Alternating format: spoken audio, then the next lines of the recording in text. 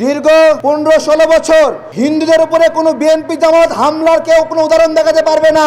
কোথাও মাথায় বাড়ি দেওয়া হয় নাই।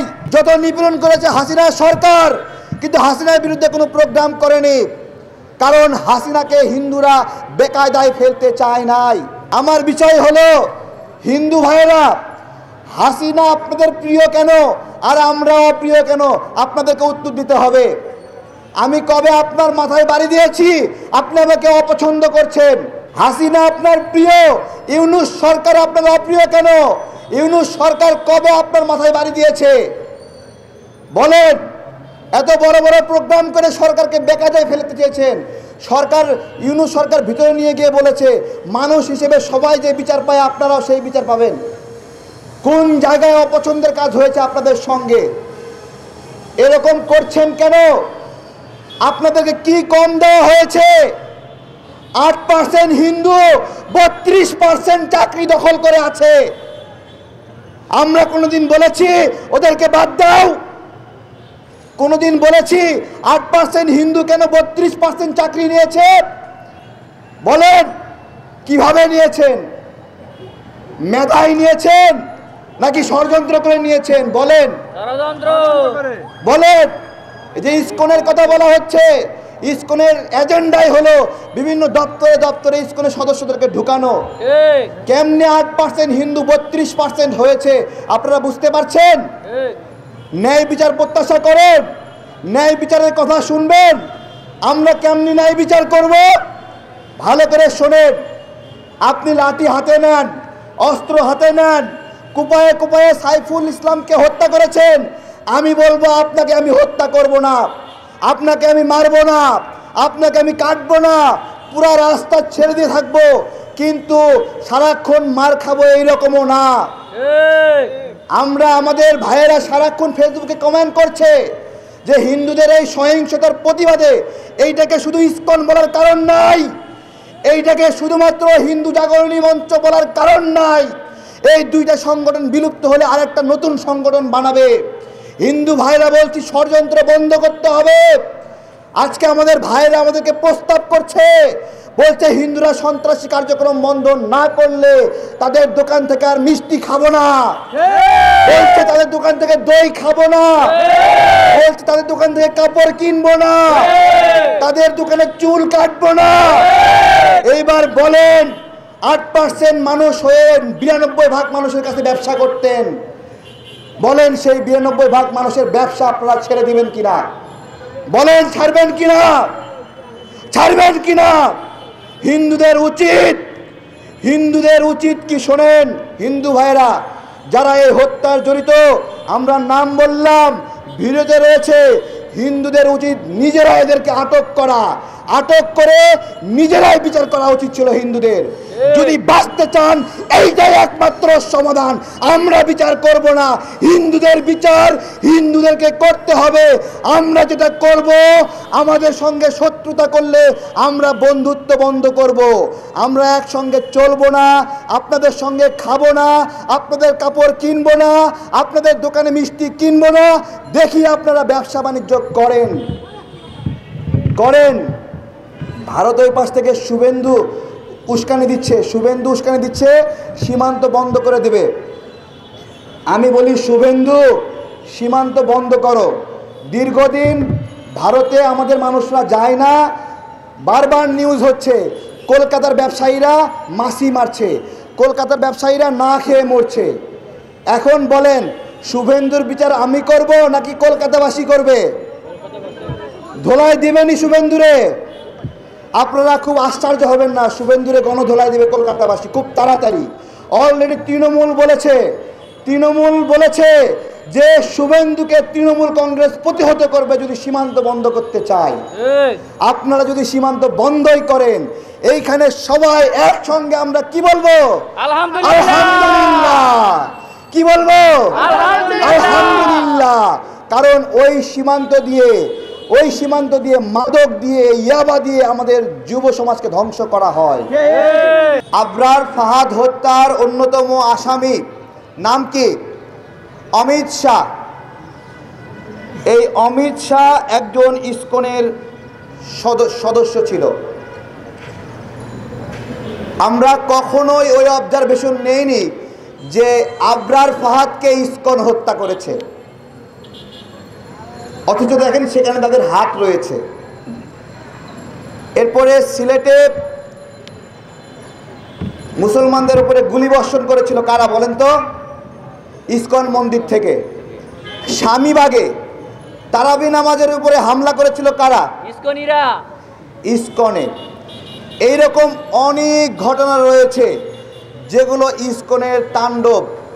ইসকনের তাণ্ডবের দ্বারা সবচেয়ে বেশি ক্ষতিগ্রস্ত হয়েছে হিন্দু সম্প্রদায়ের লোকেরা, এবং নিজ নিজ জাতপাত ভেঙে এখন সবাই ইসকন হচ্ছে। আর মন্দিরগুলো ইসকনের লোকেরা দখল করে করে ইসকন মন্দির বানিয়ে ফেলছে। তাদেরকে এই বিবেচনা করার অনুরোধ করব। আমরা চট্টগ্রামের ঘটনায় ফিরে আসতে চাই। চট্টগ্রামের ঘটনাটা শুরু হলো কিভাবে? সেইখানে চিন্ময় সাহেবকে নেওয়া হলো। চিন্ময় সাহেবকে নেওয়ার পরে ফেসবুকে পোস্ট আসলো এইরকম, সনাতনী ভাইয়েরা সবাই চট্টগ্রাম কোর্টে আসেন, হিন্দু ভাইয়েরা চট্টগ্রাম কোর্টে আসেন, আজকে একটা দফা রফা হবে। এই দফা রফা করার জন্য তারা কোর্টে গেল। এখন কোর্টে গিয়ে সেখানে একজন ভাইকে হত্যা করলো। হত্যা করার পরে এখন বিবৃতি দিচ্ছে তারা হত্যা করেনি। আমার প্রশ্ন, তাহলে ফেসবুকে যারা পোস্ট দিয়েছিল আপনারা সবাই সনাতনীরা চট্টগ্রাম কোর্টে আসেন দফা রফা হবে, ওরা কি লজেন্স খাইতে গেছিল? জিজ্ঞাসা করছি তারা কেন গিয়েছিল ওখানে? সবচেয়ে জঘন্য যে কাজটা হয়েছে, সনাতনী জাগরণ মঞ্চ সেখানে একটা ব্রিফিং করেছে। ব্রিফিং করে বলেছে যে এই হত্যাকাণ্ড সাইফুল ইসলাম তাকে হত্যা করেছে মুসলমানরা, সন্ত্রাসীরা হত্যা করেছে হিন্দু ভেবে। আমি আপনাদেরকে এই হত্যাকাণ্ডে যারা জড়িত তাদের নাম দিচ্ছি। দেখেন,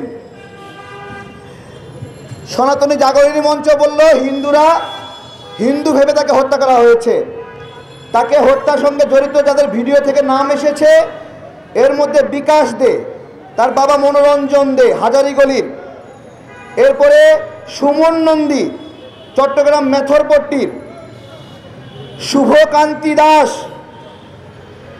সে বিজিসি ট্রাস্ট ইউনিভার্সিটি এলএলবি 36তম ব্যাচের, এবং সুধীর চক্রবর্তীর সন্তান নারায়ণ চক্রবর্তী, এবং বন্দরের নিমতলা এলাকার মানিকদের ছেলে মন্টু দে। আমার কথা, সাইফুল ইসলামকে হিন্দু মনে করে হিন্দুরাই পিটায় মারল নাকি? দেখেন কত বড় সাহস, একজন মুসলিমকে হত্যা করে উল্টো মুসলিম কমিউনিটিকে ব্লেম করছে। কত বড় হিম্মত! ফরিদপুরের রক্তের দাগ এখনো শুকায়নি। ফরিদপুরে দুজন নির্মাণ শ্রমিক, তারা মন্দিরে আগুন লাগছে, আগুন নিভাতে গেছে বালতি নিয়া। আগুন নিভাতে গেল যারা, তাদেরকে পিড়ায় পিড়ায় মেরে ফেললো হিন্দুরা। সেই হিন্দুদের প্রোগ্রামে এই যে মারা গেল, তার প্রতিবাদে বিচারের দাবিতে মানববন্ধন ডাকা হলো ফরিদপুরে। সেই মানববন্ধন থেকেও 17 জন গ্রেপ্তার করা হলো। এখন প্রিয় ভাইয়েরা, আমরা মুসলিমরা কতটা অসহায় অবস্থায় আছি জানেন?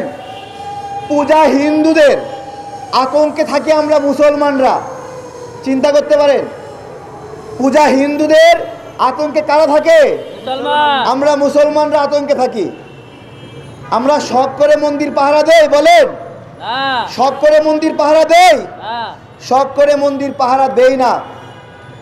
আজকে ন্যারেটিভ পরিষ্কার করতে হবে। দুই একটা গণমাধ্যম ন্যারেটিভ দিচ্ছে যে পুলিশ এবং হিন্দুদের মধ্যে সংঘর্ষ হয়েছে, একজন মারা গেছে। আপনাদের কাছে আমি দাবি করছি, বলবেন পুলিশ হিন্দুদের মধ্যে সংঘর্ষ হয়েছে,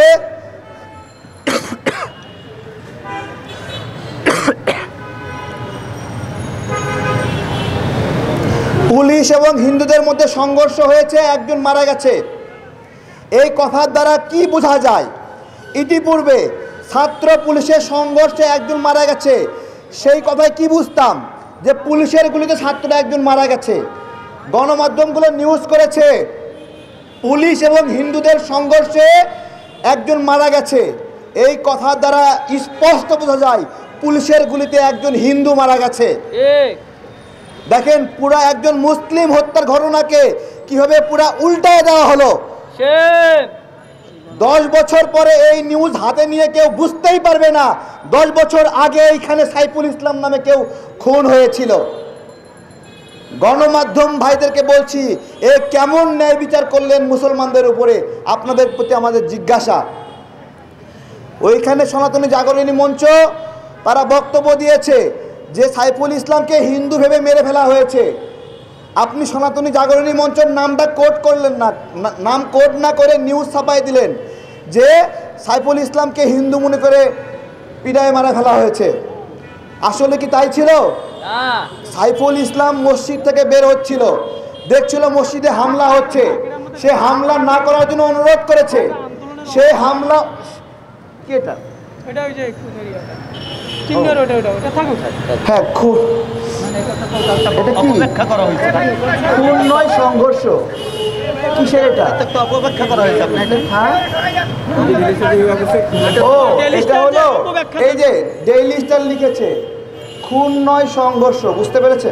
মানে তারা এটাকে খুন হিসেবে দেখায়নি, সংঘর্ষ হিসেবে দেখিয়েছে। দেখেন, খুন নয় সংঘর্ষ হিসেবে দেখেছে। আজকে জনতার আদালতে বিচার হোক, ডেইলি স্টার কাজটা কি ঠিক করেছে বলেন? ওখানে মুসলিমরা হিন্দুদের সঙ্গে সংঘর্ষ করতে গিয়েছিল? গিয়েছিল? কোন মুসলিম নেতা বলেছিল সবাই চট্টগ্রামে আসেন? কেউ বলেছিল কোন মুসলিম নেতা চট্টগ্রাম কোর্ট প্রাঙ্গণে আসেন? তাহলে কার সঙ্গে হিন্দুদের সংঘর্ষ হয়েছে? এই যে ডেইলি স্টারের ভাইরা, 2 দিন আগে গরু জবাই করা হলো আপনাদের এখানে, প্রথম আলোর ভাইরা। আপনারা কেন গরু জবাই করা হয়েছে?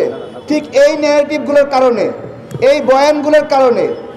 এই বয়ানগুলো সঠিক কিনা বলেন আপনারা। আমরা হিন্দু ভাইদের উদ্দেশ্যে বলবো, আপনারা জবাব দিবেন। জবাবটা হলো চট্টগ্রামের যে প্রোগ্রাম, এই প্রোগ্রামে যে সকল হিন্দুকে আপনারা বুঝে নিয়ে গিয়েছেন, সেই প্রোগ্রামের হিন্দু ভাইয়েরা 8 দফার 1 দফাও কেন জানে না বলেন? তাদেরকে জিজ্ঞাসা করা হচ্ছে 8 দফা কি কি, তারা বলছে 8 দফা তো কি কি জানি না। তাহলে কেন আসছেন? বলে 8 দফার জন্য আসছেন। তা 8 দফা কি কি ভাই, ওটা তো জানি না। তাহলে কেন আসছেন? 8 দফার জন্য আসছে। দেখেন, তারা যে বড় বড় সমাবেশগুলো করছে, সেই সমাবেশের ভিতরে বিশ্বজিৎকে যে কুপায়ে কুপায়ে হত্যা করেছে ছাত্রলীগ, ছাত্রলীগের বিচার ওরা চায় নাই। তাদের সমাবেশে আপনার হলো সুনামগঞ্জে দিরাইতে আওয়ামী লীগের বাড়িঘর ভাঙচুর করেছে যুবলীগ নেতা, সেই যুবলীগ নেতার বিচারের দাবি নাই।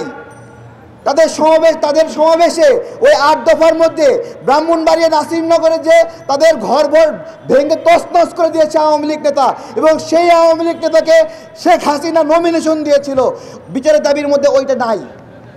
বিচারের মধ্যে রংপুরে সৈকত 20টি হিন্দু বাড়ি পুড়াই দিয়েছে, সেই দাবি নাই 8 দফার মধ্যে। কেন নাই? কেন নাই? ওই দাবিগুলো করলে হাসিনা বেকায়দায় পড়ে। ওই জন্য আপনারা মানেন বা না মানেন,